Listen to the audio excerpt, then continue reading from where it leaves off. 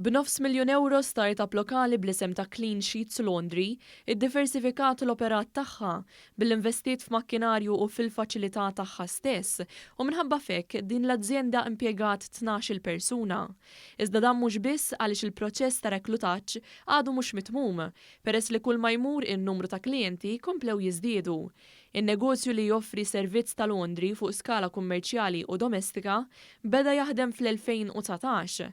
Il-Kap Eżekuttiv tal-kumpanija Xuereb spjega kif l-azjenda ma qatax qalba minkejja l-pandemija u tħares il-quddiem biex il-faċilità tan-negozju tkompli tikber.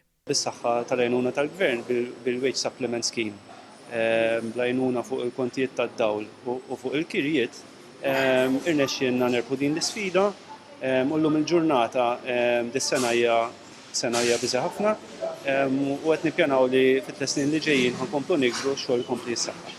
Il-manager operattiv tal-startup Stanley Zammit spjega li l-pandemija serviet ta' perjodu diffiċli fejn in-negozju kellu biss 2 ħaddiema.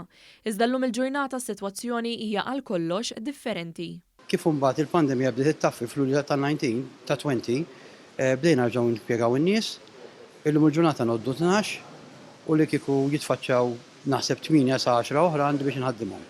Il-Ministru għall-Ekonomija Xuereb stqarr li dan l-investiment minn startup huwa simbolu tal-fiduċja tal-investituri fir-reżiljenza tal-ekonomija Maltija. Li kien hemm in-negozji li serħu rashom li f'waqt il-mument ibsi ħajkollok il-gvern jissapportjhom daw komplew jinvestu u l-istatistika dik li turina li l-ekonomija qed tkompli tikber u għalhekk l-impjiegi tal-ħaddiema kienu mhux biss assigurati iżda nħallqu impjiegi ġodda. Hawnhekk qed naraw kif kien hemm diversifikazzjoni ta' operat, investiment ta' Nofs Miljun Ewro li eventwalment wassal sabiex kumpanija żgħira ta' żewġ min-nies illum timpjega f'sentejn 12-il persuna.